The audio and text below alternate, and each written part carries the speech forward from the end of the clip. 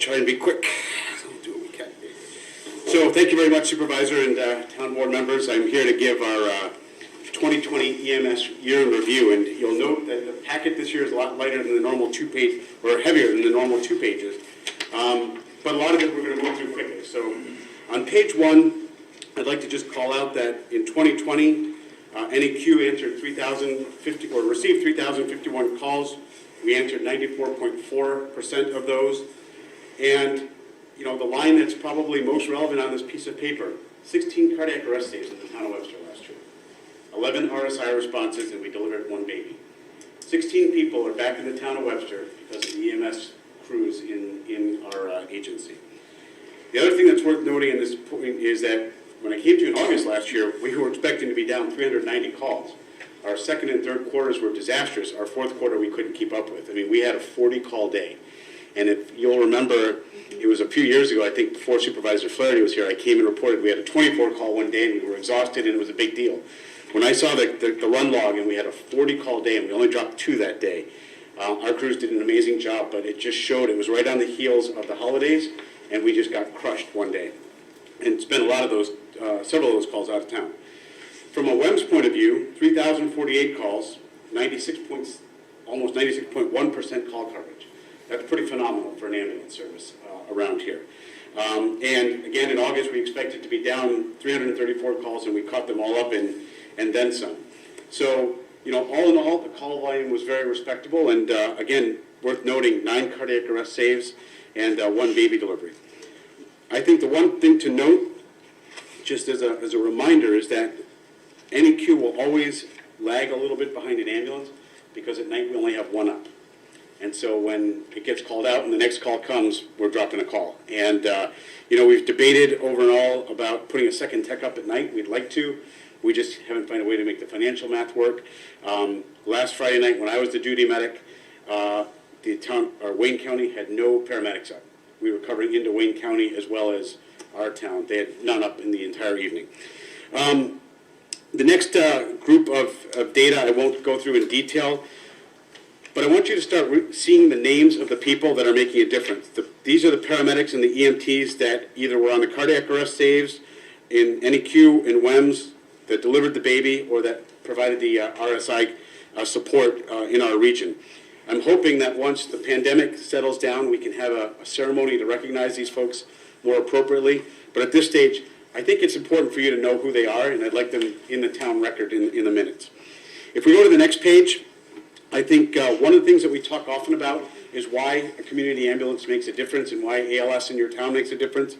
And it really is a game of minutes, right? We talk about, you know, when you're not breathing or you're on the floor hurting or something has gone bad, you don't want to wait for Lake and Ridge or someone coming from, you know, Honeyway Falls like we had a few weekends ago to come help.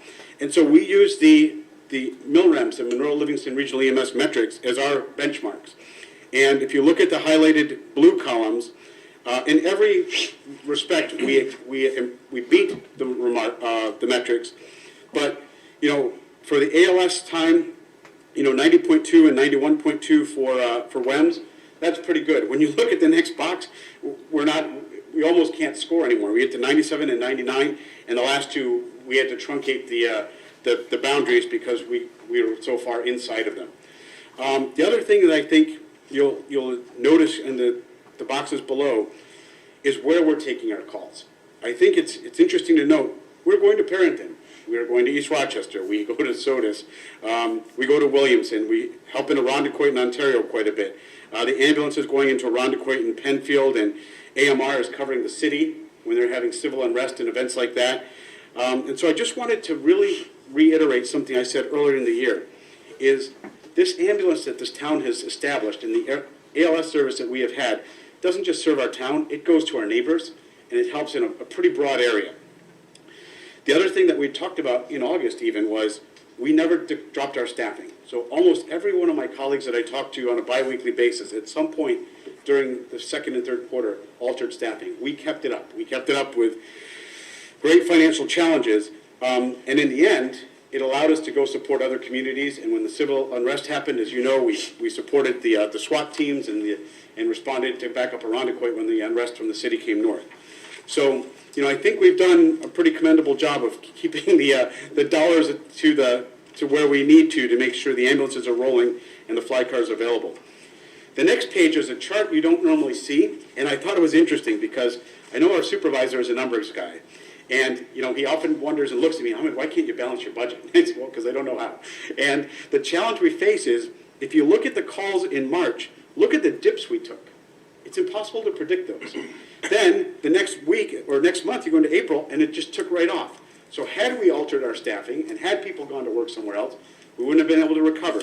Then things kind of go jibber-jabberish all over the place, and then August took right off again. Right? People had been out for a few months. They were not wearing their masks. COVID was starting to take off. Then in November, we had a dip, and then end of November into December, it took off. So what I'm trying to illustrate is this makes it very hard for us to financially plan. Because when we have the dips, what happens next is we don't get income. Right? There's a 60-day lag, and all of a sudden, there's no checks coming in because we didn't take anyone to the hospital. And so if you go to the next page, I'll give a highlight on the operational updates. Number one is the building. Thank God it's finally moving. It's going in fits and spurts. The weather for this week is not helping us, but we're hoping in April to have a home. Right now, our people are sleeping between ambulances on cots. It is ridiculous to me. I cannot understand it. I cannot reconcile it in my head. In order to keep our social distance, we've got buildings in this community that are empty for first responders, and we are trying to get them to sleep on fold-up roll-away beds in between ambulances in bays where the lights don't go off at night. It's hard to be on your best in that case. So I'm praying this building hits on April 1st or early May because we need it. The other piece that's really worth talking about is our financial situation, right? We didn't put dollars in here, but I want you to understand the Q1 versus Q2 challenges we faced. Quarter 1 of 2020 was a pretty good quarter. We were up 21%. That's the kind of math we like. Q2 and Q3 absolutely tanked, 49 and 59%. You cannot budget for that. You cannot plan for that. And our expenses did not go down during that time frame. So, we took a wicked revenue hit. In the fourth quarter, it bounced back a little bit. Call volumes, as you saw, jumped up, but we couldn't make up that deficit. And why? So if you look at the bullet down below, our income or our expenses increased, right? I won't go through the details, you can read it, but gloves have gone up, masks have gone up, PPE usage has gone up dramatically, expenses of fuel and vehicle maintenance have gone up. So we're really struggling this dilemma. Our revenue is in the tank, and our expenses are going up at a rate we have no control over. But we still have to balance this seesaw, as I say. And, the one thing that, Supervisor, we've talked about in the past is on the west side of town, we continue to just hemorrhage. NEQ, we're well over $100,000 in our losses for people that we write off that can't, that don't get an ambulance bill, they get the ALS bill. Medicare, Medicaid doesn't pay, and we're not going to ask an 80-year-old woman to give up her mortgage or her medicine to pay for an ambulance or an ALS trip. So I know that the money that we budget for WEMS is to address this right here. And I wrote myself a note to ask you this question because you have this bullet. Write-offs on the west side of town continue to grow, well over 100,000 in 2020. So my question is just off the top of your head, what is the average write-off per year, say, for the last 4 or 5 years? The average write-off? Yeah. So we've been consistently over $100,000 for the last 2 years. I can tell you that factually. Okay. And I'm sorry to interrupt. No, it's okay. So the next bullet is a little bit of things that you know, but it's worth mentioning because people think of us as the people that take people to the hospital and generate a bill. But we do a lot of other things, and EMS is obviously the top of it. We help with emergency management in our community, right? We run the Webster EMS Council, or the Emergency Responder Council. We help with standbys. We don't charge for those here. Community education, right? We've got the education team helping and participating with PSAs and other things that we try to do. Mutual aid, as you saw. COVID testing. We do that voluntarily. The county doesn't give us anything for that. We've got 3 of us that are on a 24-hour clock, 7 days a week, that pass a phone around, and we're testing first responders. There's no compensation for the county for that, right? We come in on our weekends. I have the weekend phone from Friday afternoon until Sunday night, well, Monday morning in most cases. That phone is ringing. My dinners are interrupted. I'm going to do first responder testing. No one is paying us for that. We're doing it because it's the right thing to do for our community and our fellow first responders. Non-emergency transports, it's not infrequently that we get a phone call from somebody who says, hey, my X and Y has broken a leg, they need a ride home from the hospital, can you come get them? Or my X and Y needs to go to a doctor's appointment and we can't get them there, can you come? And we'll grab an ambulance, we'll run over. There's no bills generated for that. That's a courtesy we do for our community, right? We don't treat them as a patient or as a PCR, we're just giving them a ride. But we do it more often than not. And it's something that the town board needs to be aware of because there's no record of it. Can you repeat that just a little slower? Because what you said, just got through saying, I think is very important, that the people of this community need to know of what you're not being compensated for with respect to going to the hospital and picking these people up. Well, we do it as a courtesy, right? So Right. somebody's like a fireman's family member or someone that the town knows, they need a ride back and they're waiting for the contracted agency, we can bring them home. So they call, we throw an ambulance up or we grab them. The other, over the holidays, I got a call from one of the nursing home facilities. We need an ambulance right now. I'm like, call 911. No, we need it like right now. I'm like, what's going on? Well, we need to get from one facility to another facility before 2 o'clock. When all the receiving staff leaves, can you come get somebody? So I literally left my house in my jeans, grabbed an ambulance with a partner, and we zipped over and we took this patient because they had to get to a COVID ward before the ward stopped receiving patients for Christmas Eve, right? I had stuff to do that day, Yeah. right? And this is the things we do that don't fall in our compensation models. No, you're absolutely right. There's a lot that you do for our community, and that's why I just wanted you to reiterate that. Yeah, no, and Ahmed, would you like to come back to do Yeah. round 2 of this I would. at the first workshop of February? Because this is a 13-page report, and we're still on page 4, and it's 6:15. I'm going to wrap up right now, actually. Really? Yes, because Oh.